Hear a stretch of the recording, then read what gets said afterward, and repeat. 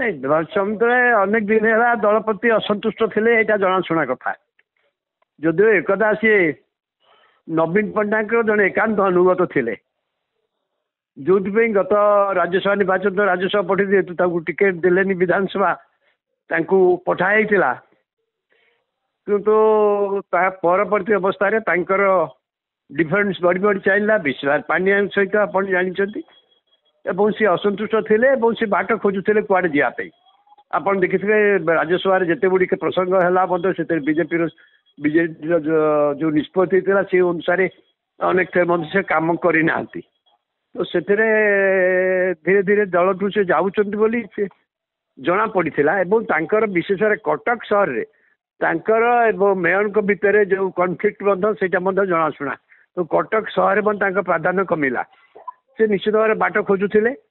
ଆଉ ମୋର ଦୃଢ଼ ବିଶ୍ୱାସ ଯେ ସେ ନିଶ୍ଚିତ ଭାବରେ ଅନ୍ୟ ଦଳକୁ ଯିବା ପାଇଁ ରାସ୍ତା ଖୋଜୁଥିଲେ ଏବଂ ସେଇଟା ତାଙ୍କର ହେଇଗଲା। ରାଜ୍ୟସଭା ସଦସ୍ୟ ପଦ ତାଙ୍କର ଅଛି, ରାଜ୍ୟସଭା ସଦସ୍ୟ ପଦ ରହିବ କି ଯିବ ସେଇଟା ବଡ଼ କଥା, କାରଣ ତାଙ୍କର ଆହୁରି ଅନେକ ଦିନ ଅଛି। ସେ କିନ୍ତୁ ଦଳ ଛାଡ଼ିବା ମାନେ ତାଙ୍କୁ ରାଜ୍ୟସଭା ସଦସ୍ୟ ପଦରୁ ଯିବାକୁ ପଡ଼ିବ। ସେମିତି ଯାଇବା ତା ପାଇଁ କଷ୍ଟ ହେବ। ତେଣୁ ସେ ନିଷ୍ପତ୍ତି ନେଇଛନ୍ତି ମାନେ ସେ ତାର ବିକଳ୍ପ ଚିନ୍ତା କରି ନିଷ୍ପତ୍ତି ନେଇଥିବେ। ସାର୍ ସେ ବିଜୁ ଜନତା ଦଳରୁ ଆପଣ ଦେଖିଲେ ଯେ 2000 ମସିହା 2009 ଓ 2014 ତିନି ଥର ବିଧାୟକ ହେଇଥିଲେ ଏବଂ ସେ ଜଣେ ବରିଷ୍ଠ ନେତା ବିଜେଡିର, ଏପରି ଭାବେ ଅଚାନକ ଦଳରୁ ଭାବୁଛି ସେ ନବୀନ ପଟ୍ଟନାୟକର ଜଣେ ଏକାନ୍ତ ଅନୁଗତ ଥିଲେ। ଆପଣ ଜାଣିଛନ୍ତି ନବୀନ ପଟ୍ଟନାୟକ ଅତ୍ୟନ୍ତ ଘନିଷ୍ଠ ଥିଲେ। ଏ ଘନିଷ୍ଠତା ସତ୍ତ୍ୱେ ତାଙ୍କୁ ଗଲାଥର କଟକ ବିଧାନସଭା ଟିକେଟ ନ ଯିବା ପାଇଁ ନିଷ୍ପତ୍ତି ହେଲା ଏବଂ ରାଜ୍ୟସଭା ପଠାଗଲା। କିନ୍ତୁ ତାପରେ ଆପଣ ଜାଣିଛନ୍ତି ନିର୍ବାଚନ ପରେ ତାଙ୍କର ମନୋଭାବ ପରିବର୍ତ୍ତନ ଆସିଥିଲା। ବିଶେଷ ଭାବରେ ଭୁବନେଶ୍ୱର କଟକ ସହରରେ ଯୋଉଠି ତାଙ୍କର ପୃଷ୍ଠଭୂମି ଥିଲା, ଯୋଉଠି ସେ ଦୁଇ ଥର ବିଧାୟକ ମଧ୍ୟ ହେଇଥିଲେ, ଯଦି ପ୍ରଥମ ହେଇଥିଲେ ତିର୍ତ୍ତୋଲରୁ, ସେଥିରେ ତାଙ୍କ ମନ ଭିତରେ ଯୋଉ ଦ୍ୱନ୍ଦ୍ୱ ଥିଲା ସେ କହିଲି ନବୀନ ପଟ୍ଟନାୟକ ଏକାନ୍ତ ଅନୁଗତ ଥିଲେ।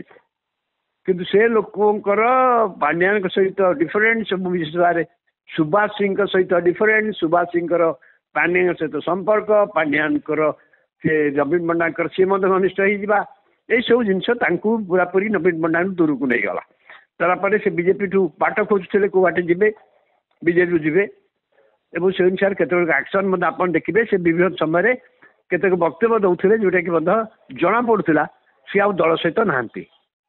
କିନ୍ତୁ ଏଇ ଦଳ ପାଇଁ ଗୋଟେ ରାଜ୍ୟସଭାର ଜଣେ ସଦସ୍ୟ ଏଇ ନିଷ୍ପତ୍ତି ନେବା ପାଇଁ ମାନେ ସେ ନିଶ୍ଚିତ ଭାବେ ନିଷ୍ପତ୍ତି କରି ରାଜ୍ୟସଭା ସଦସ୍ୟ ପଦ ଚାଲିଯିବ। ତା ସତ୍ତ୍ୱେ ରିସ୍କ ସେ ନେଇଛନ୍ତି, ତାମାନେ ତାର କୌଣସି ବିକଳ୍ପ ସନ୍ଧାନ କରି ଯେ ନିଷ୍ପତ୍ତି ନେଇଛନ୍ତି ବୋଲି ବୁଝିବାକୁ ପଡ଼ିବ। ଅଭିଯୋଗ ସାର୍ ସେ ଆଣିଛନ୍ତି ଯେ ବିଜେଡି ଆଉ କିଛି ଆଦର୍ଶରେ ନାହିଁ, ଏଇ ଯୋଉ ବିଜୁ ବାବୁଙ୍କ ଆଦର୍ଶରେ ଆଉ ବିଜେଡି ପରିଚାଳନା ହଉନି। ନାଇଁ ଠିକ କଥା, ସେ ବିଜୁବାବୁଙ୍କ ଆଦର୍ଶ ନାହିଁ, ସେ ତ ବିଜୁଙ୍କ ଆଦର୍ଶ ଥିଲେ ମଧ୍ୟ କହିଲି ଏକଦା ନବୀନ ପଟ୍ଟନାୟକ ସେ ଏକାନ୍ତ ଅନୁଭବ ଥିଲେ। ଅନୁଗତ ଲିଷ୍ଟ ପ୍ରତିଦିନ ନବୀନ ପାଖରେ ଅଧିକା ସମୟ କଟିବା ନବୀନ ପଟ୍ଟନାୟକଙ୍କର କନିଷ୍ଠ ଭାବରେ ତାଙ୍କର ଗୋଟେ ପ୍ରମୁଖ ଭୂମିକା ଥିଲା। କିନ୍ତୁ ଯେଭଳି ଭାବରେ ସେ ସେଠୁ ହଟିଲେ, ମୁଁ ଭାବୁଛି ପାଣ୍ଡିଆନଙ୍କ ସେଥିରେ ଭୂମିକା ଥାଇପାରେ ଏବଂ ସେଇଟା ତାଙ୍କ କ୍ରୋଧଟା ସେ ବର୍ତ୍ତମାନ କହୁଛନ୍ତି ବିଜୁ ଜନତା ଦଳ ବିଜୁ ପଟ୍ଟନାୟକ ଆଦର୍ଶ ନାହିଁ, ଏହା ତ ବହୁତ ଦିନ ଜଣାପଡ଼ିଛି। ସେ ଯେତେବେଳେ ଥିଲେ ମଧ୍ୟ ସେତେବେଳେ ବିଜୁ ପଟ୍ଟନାୟକ ଆଦର୍ଶରୁ ସେ ଦଳ ଗଲାଣି। ଏ ଦଳ ଗୋଟେ କ୍ଷମତା ଆଧାରିତ ଦଳରେ ପରିଣତ ହେଇଥିଲା କ୍ଷମତା ପାଇଁ, ଏଇଟା କ'ଣ ବହୁତ ଦିନ ଜଣାଅଛି। ଇଭିନ୍ ଗତ ଥର ଯେତେବେଳେ ରାଜ୍ୟସଭାକୁ ଗଲେ ଏବଂ ଯେଉଁଭଳି ଭାବରେ ଏଠି ରାଜ୍ୟସଭା ସେ ଗଲେ ତା ପୂର୍ବରୁ ଓଡ଼ିଶାରେ ଯେଉଁ ପ୍ରକାର କାର୍ଯ୍ୟ ଚାଲିଥିଲା ରାଜ୍ୟରେ, ସେତେବେଳେ ତ ସେ ସିଧାସଳଖ ପ୍ରତିବାଦ କରିପାରିଥାନ୍ତେ। କିନ୍ତୁ ବର୍ତ୍ତମାନ ସେ କଲେ ଠିକ କହିଛନ୍ତି। ସେ ଯାହା ତାଙ୍କର ମତ ଦଳ ବିଷୟରେ ସେ ବିଷୟରେ ଅଧିକାଂଶ ଲୋକ ଏକମତ ହେବେ। ଦଳ ସେଇ ଆଦର୍ଶରେ ନାହିଁ, ଦଳର ଗୋଟେ ଆଞ୍ଚଳିକ ଦଳର ଭୂମିକାରେ ନାହିଁ, ଏହା ମଧ୍ୟ ସତ୍ୟ। କିନ୍ତୁ ଏଇ କଥାଟା ସେ ବହୁତ ଲେଟ୍ରେ କହିଲେ, ମୁଁ କହିବି। ଏବଂ ସେ ଯେହେତୁ କହିଛନ୍ତି ମାନେ ବର୍ତ୍ତମାନ ସେ ନିଷ୍ପତ୍ତି ନେଉଛନ୍ତି ମାନେ ତାଙ୍କର ସେ ବିକଳ୍ପ ସନ୍ଧାନ କରିଛନ୍ତି। ନହେଲେ ରାଜ୍ୟସଭା ସଦସ୍ୟ ପଦ ନିଶ୍ଚୟ ଚାଲିଯିବ ତାଙ୍କର ଦଳ ପରିବର୍ତ୍ତନ କଲେ। ସାର୍ ଆଉ ଗୋଟେ କଥା ଦେଖିଲେ ଯେ ୱାକଫ ବିଲ୍ ଯେତେବେଳେ ୱାକଫ ବିଲ୍ ସଂଶୋଧନ କୁ ନେଇ ଯୋଉ ତାଙ୍କର ଭିନ୍ନ ମତ ଥିଲା ସେଇ ଦିନରୁ ତାଙ୍କର ବିଜେଡି ହାଇକମାଣ୍ଡଙ୍କ ସହିତ ସୁପ୍ରିମୋ ସହିତ ଗୋଟେ ସମ୍ପର୍କ ଖରାପ ହେଲା ବେଳେ ଆପଣ କହିବେ କି? ନିଶ୍ଚିତ ଭାବରେ ଆପଣ ଦେଖିବେ ସେତେବେଳେ ତାଙ୍କର ଯାହା ଭୂମିକା ଯୋଉ ମତ ସେ ଦେଇଛନ୍ତି ଆପଣ ଯେଟା ଭଲ ଭାବରେ ଦେଖିବେ ଜାଣିପାରିବେ ତାଙ୍କର ଦଳୀୟ ନେତୃତ୍ୱ ସହିତ କୋଉ ନା କୋଉଠି ସହମତି ନାହିଁ। ଅବଶ୍ୟ ତାଙ୍କର ଯୋଉ ଭୂମିକା ମଧ୍ୟ ସେ ଗୋଟେ ସ୍ପଷ୍ଟ ଭୂମିକା ନେଇପାରିଲେ କି ସେତେବେଳେ ମଧ୍ୟ ତାଙ୍କର ସ୍ପଷ୍ଟ ଭୂମିକା ନେଇପାରିଲେନି ଏବଂ ସେ ଯୋଉ କହୁଛନ୍ତି ଦଳର ଯୋଉ ତାଙ୍କର ଗୋଟେ ଷ୍ଟେଜରେ ଥିଲେ ସେପରି ସେ ନବୀନ ପଟ୍ଟନାୟକ ଏତେ କ୍ଲୋଜ ଥିଲେ ସେଇ ସମୟରେ ସେ କଥା ମଧ୍ୟ ସେ କହିପାରିନଥାନ୍ତି। ଗଲାଥର ରାଜ୍ୟସଭାକୁ ଗଲା ପରେ ମଧ୍ୟ ସେ ଏଇ ଯୋଉ କାଣ୍ଡ ଦଳ ଭିତରେ ଯୋଉ ପରିବର୍ତ୍ତନ ହେଇଛି ସେ କଥା ମଧ୍ୟ ଯେତେବେଳେ ରାଜ୍ୟସଭାକୁ ଗଲେ ମଧ୍ୟ ସେ ଜଣାଥିଲା ସେତେବେଳେ ସେ ତାକୁ ଅବଜେକ୍ଟ ମଧ୍ୟ କରିନାହାନ୍ତି। ବର୍ତ୍ତମାନ ସେ କହୁଛନ୍ତି ମାନେ ସେ ନିର୍ଦ୍ଦିଷ୍ଟ ଭାବରେ ଜାଣିଛନ୍ତି ଏ ଦଳର ଭବିଷ୍ୟତ ନାହିଁ ବିଜେଡିର ଏବଂ ତାଙ୍କୁ ଗୋଟେ ବିକଳ୍ପ ସନ୍ଧାନ କରିବାକୁ ପଡିବ ଏଇଭଳିଆ ନିଷ୍ପତ୍ତି ସେଇ ସାହା ସେ ନେଇଛନ୍ତି। ସେ ଜଣେ ଅତି ବରିଷ୍ଠ ସଦସ୍ୟ। ଆପଣ ଦେଖନ୍ତୁ 2000 ମସିହାରେ ସେ ଦଳର ବିଧାୟକ ହେଇଥିଲେ ପ୍ରଥମେ ଯେତେବେଳେ ଦଳ ଗଠନ ହେଲା ପରେ ପ୍ରଥମ ଥର ବିଧାୟକ ହେଇଥିଲେ ଆଉ ତେଣୁ ସେଇ ଦୃଷ୍ଟିରୁ ଦେଖିଲେ ଏବଂ ନବୀନ ପଟ୍ଟନାୟକଙ୍କ ଘନିଷ୍ଠ ଏଇ ସବୁ ସତ୍ତା ସେ ଏଭଳି ଗୋଟେ ନିଷ୍ପତ୍ତି ନେଇଛନ୍ତି। ସାର୍ ବାରବାଟୀ କଟକରେ ତାଙ୍କର ଗୋଟେ ରାଜନୈତିକ ଜୀବନ ମାନେ ବହୁତ ଅଭିଜ୍ଞତା ବହୁତ ଅନୁଭବ ରହିଛି ଦବଦବା ବି ରହିଛି କଣ କହିବେ ସାର୍ ଏବେ କଟକରେ? ନାଇଁ କିଛି ପରେ କହିଲି ବାରବାଟୀ ବା କଟକର ଯୋଉ ରାଜନୀତିରେ ତାଙ୍କର ଯୋଉ ଗୁରୁତ୍ୱ ଥିଲା ସେ ଗୁରୁତ୍ୱକୁ କମେଇକି ବର୍ତ୍ତମାନ ସୁଭାଷ ସିଂ ଗୁରୁତ୍ୱପୂର୍ଣ୍ଣ ହେଇଗଲେ।